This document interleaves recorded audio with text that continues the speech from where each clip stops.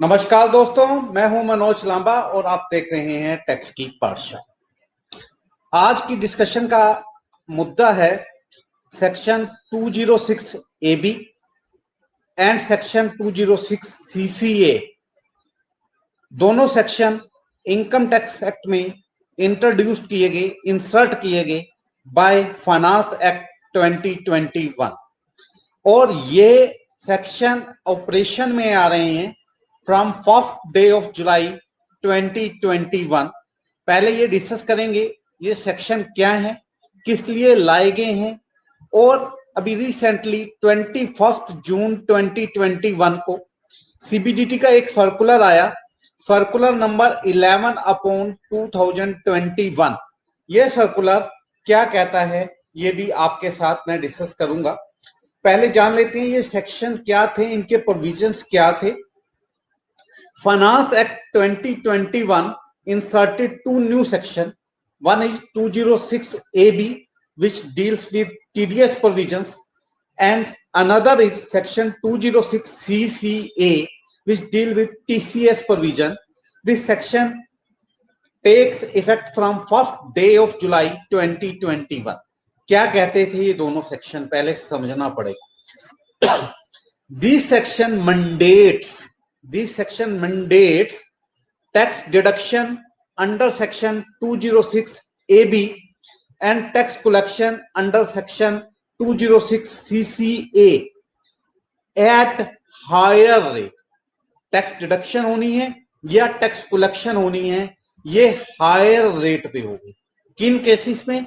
In case of certain non filers, in case of certain non filers of income tax return which is to be mentioned as specified person, and this specified person is also defined in section itself with respect to tax deduction and collection other than section in section पर section 206 AB और 206 CCA का प्रभाव नहीं करेगा।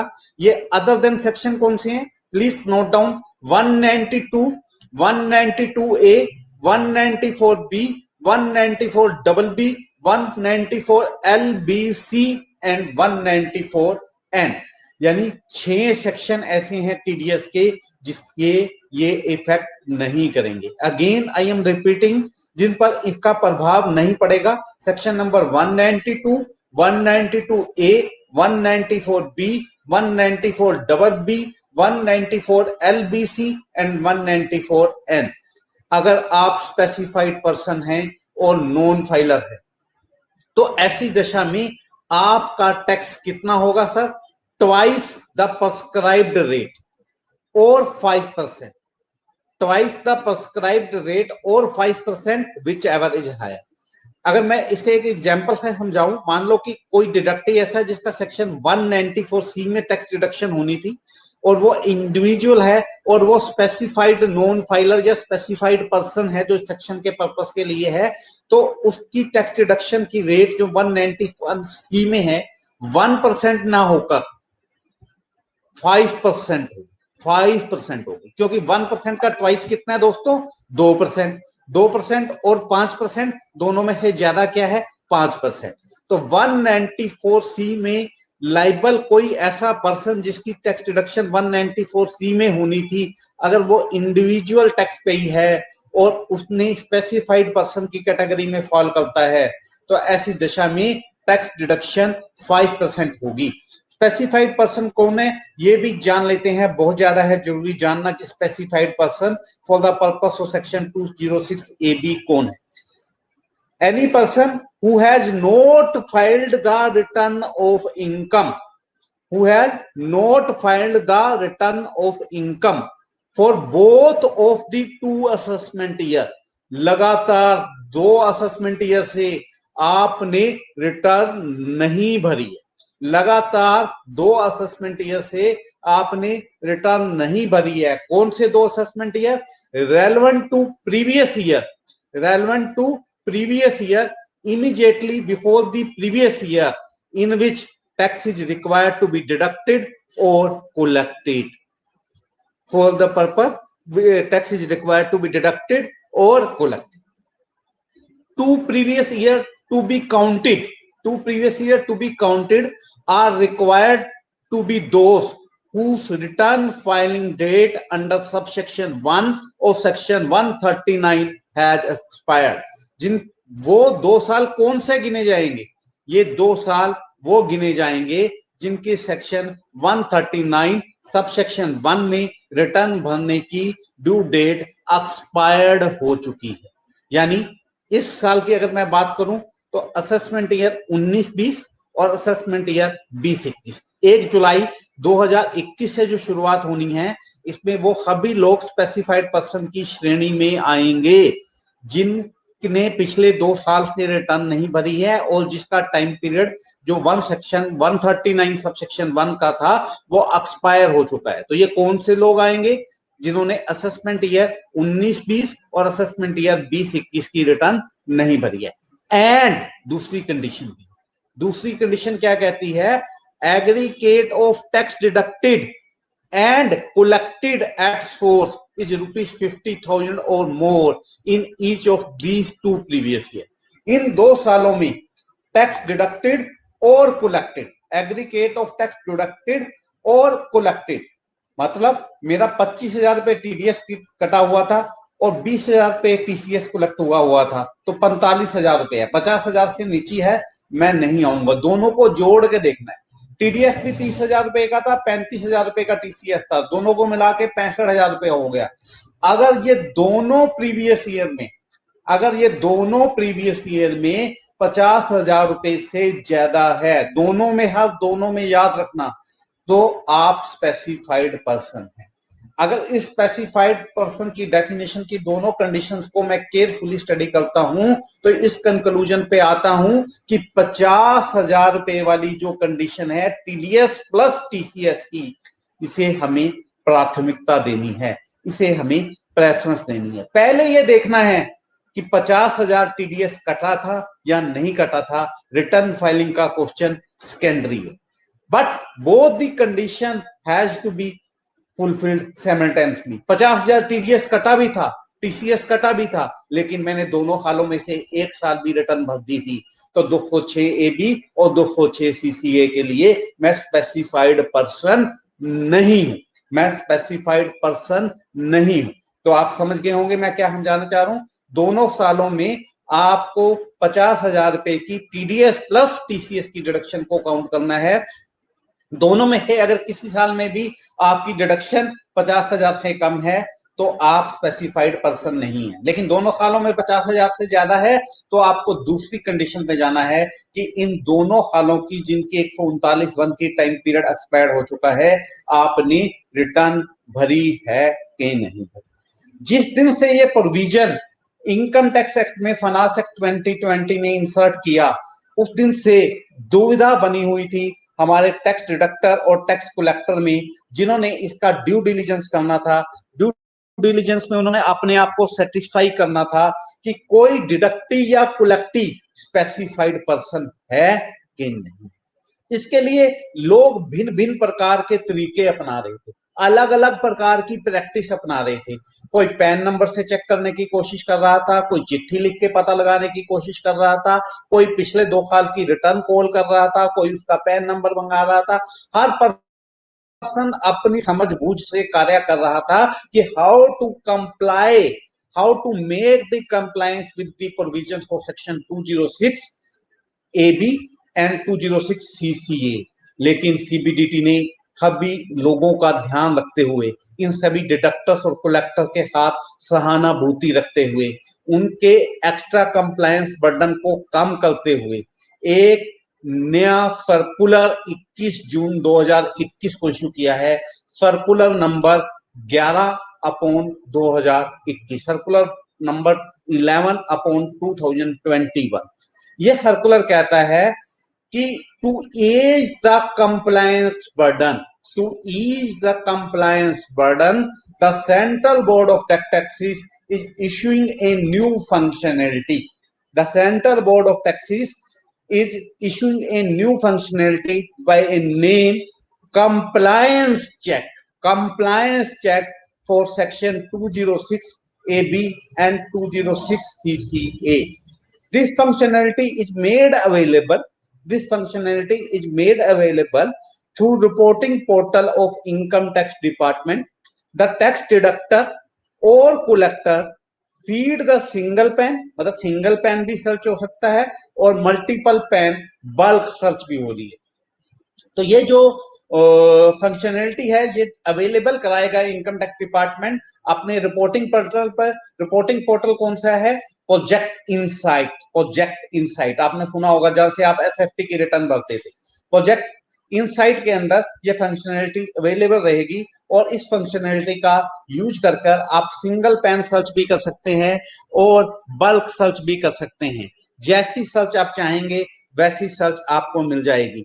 अगर आपने single pen की search की है तो इसकी सारी की सारी डिटेल कि वो स्पेसिफाइड पर्सन है for the purpose of section 206 A B या नहीं, पीडीएफ फॉर्म में आपकी स्क्रीन से डाउनलोड हो जाएगी, स्क्रीन पे विजिबल होगी, वहां से आप पीडीएफ फॉर्मेट में डाउनलोड कर सकते हैं। But if you are going for bulk search, if you are going for bulk search, in such a case response would be in the form of downloadable file which is kept for record, which can be kept for record, जिसे आप record के लिए रख सकते हैं।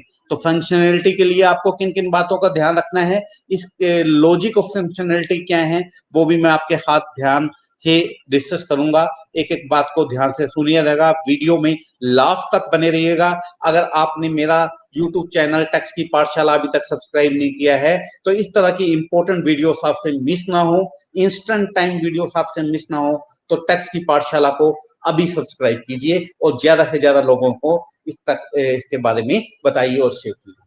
अब logic क्या है फंक्शनैलिटी का मैं आपको बताने जा रहा हूं। A list of specified person is prepared.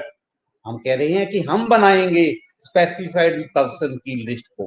कब बनाएंगे?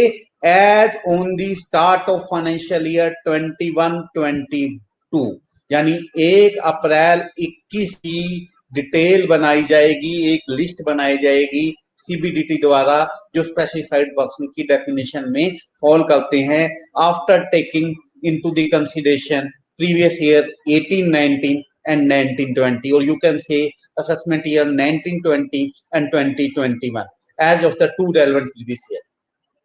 List contain the name of taxpayer who do not file the return of income of both the assessment year 19-20 and 21, and दोनों चीजों का समाधान होगा।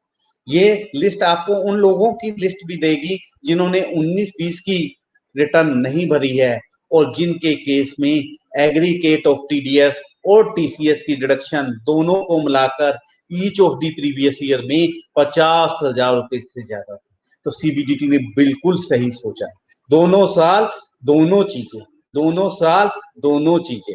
उसके बाद 21-22 में अब बड़ी इंपॉर्टेंट बात मैं आपसे कहने जा रहा हूं। लोगों को डाउट हो रहा था कि जैसे ही हमारी 30 सितंबर 2021 को इस साल की डेट इंक्लूड हो जाएगी और जो डिडक्टिव साल की रिटर्न अभी तक नहीं भर पाएंगे क्या वो भी इस लिस्ट में ऐड हो जाएंगे? तो सीबीडीटी ने यहाँ पर क्लैरिफाई करते हुए बड़ा अच्छा क्लैरिफिकेशन दिया है सर्कुलर के द्वारा। बड़े ध्यान से सुनिएगा, मैं लाइन आपके साथ पढ़ने जा रहा हूं। During the financial year 21-22, during the financial year 21-22, no new names are added in the list of specified persons. Once again, my dear friend, during the financial year 21-22, no names are added in the list of specified person. कोई नए नाम इसमें add नहीं किए जाएंगे 21-22 में। क्यों किया गया ऐसा? This is a tax payer friendly measure. This is a taxpayer friendly measure to reduce the burden on the tax deductor and collector of checking PAN of non-specified persons more than once during the financial year. More than once during the financial year. एक बार ही आपको ये काम करना पड़े, रोज ये exercise ना करना पड़े, तो टैक्स फ्रेंडली मेजर सीबीडीटी ने उठाया है और आपकी परेशानी का ध्यान रखते हुए कहा है कि 21-22 में कोई नया नाम ऐड नहीं किया जाएगा, हर साल के शुरू में ही ऐड करेंगे। इसके बाद आगे बात करते हैं, अगर कोई specified person valid return of income जो फाइल्ड भी है और वेरीफाइड भी है, वैलिड रिटर्न ऑफ इनकम कौन सी है? जो फाइल्ड भी है और वेरीफाइड भी है।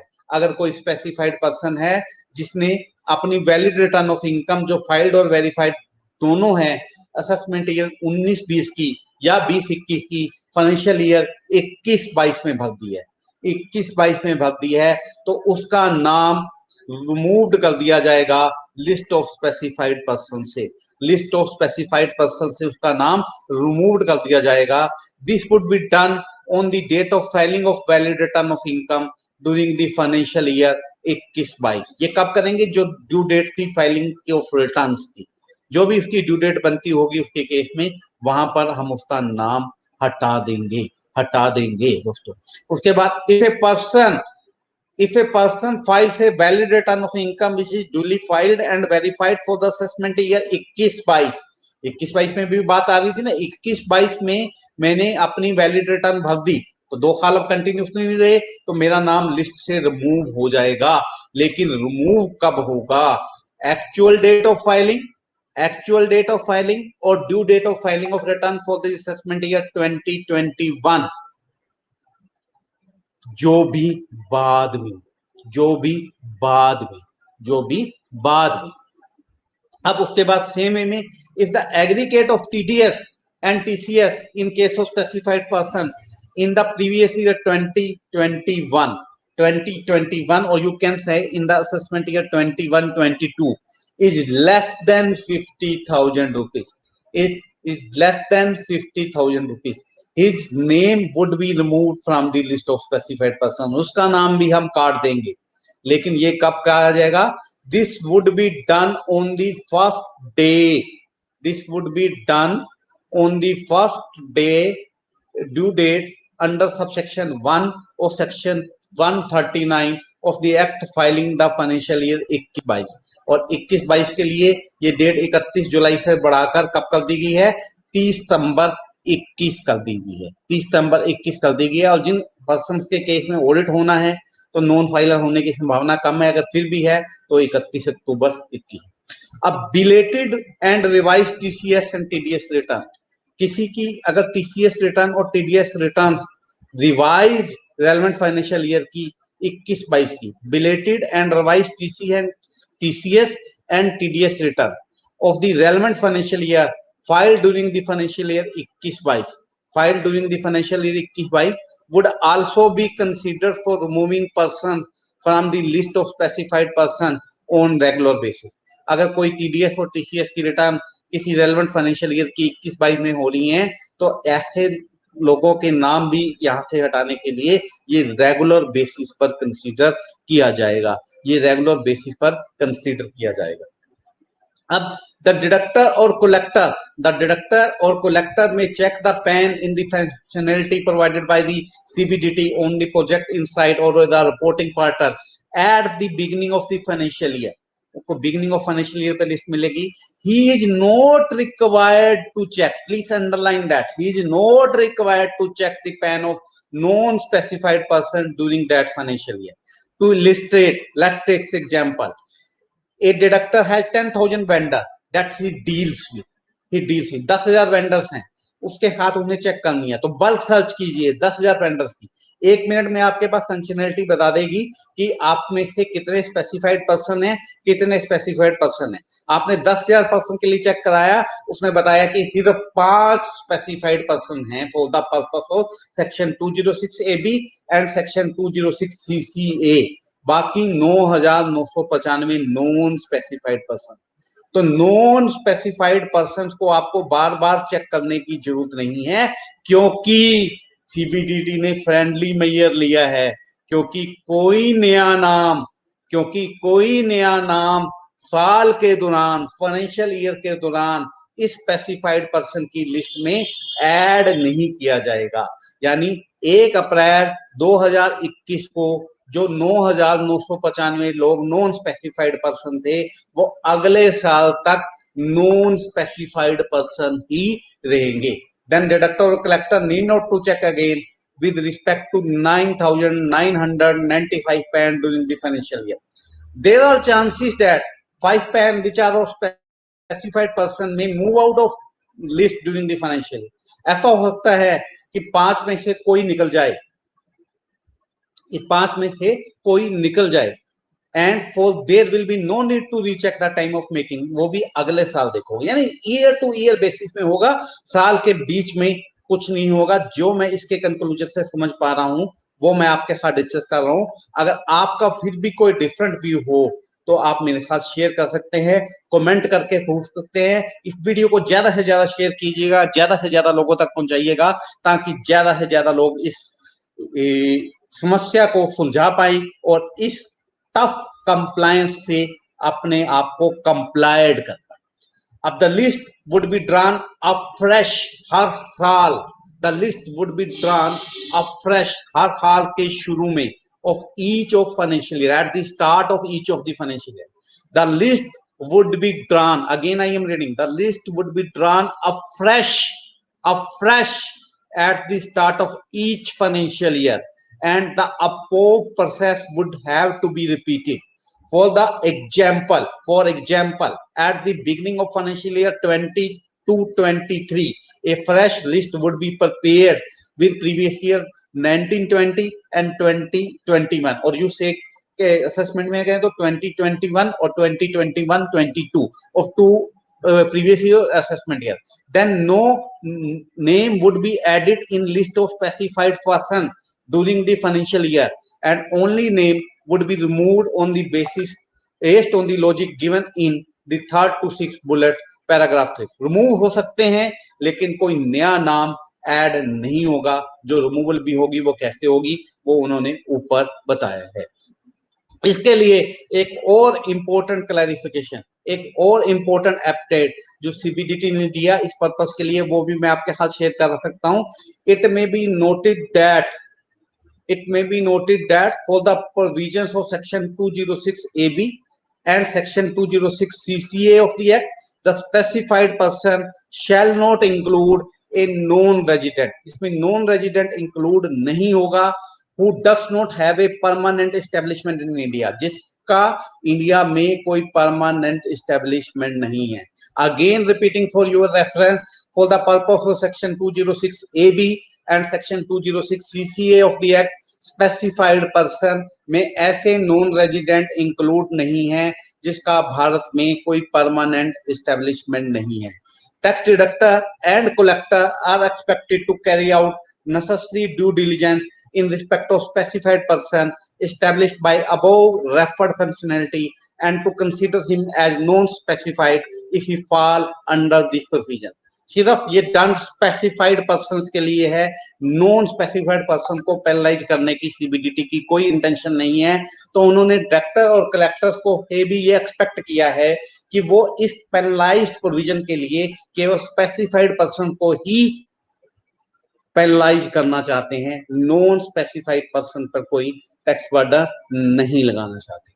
तो उम्मीद है दोस्तों आपको ये वीडियो अच्छा लगा होगा, और अगर ये वीडियो अच्छा लगा है तो इसे वायरल कर दीजिए और ज्यादा से ज्यादा लोगों तक पहुंचाइए, और मेरे YouTube चैनल टैक्स की पाठशाला को सब्सक्राइब करना ना भूलें, क्योंकि टैक्स की पाठशाला आपके लिए कमिटेड है इंस्टेंट बढ़िया अच्छा और क्वालिटी कंटेंट लाने के लिए। With this word, thank you so much to be with us, go be with me, and thank you once again. नमस्कार for till next week. Namaskar till next week.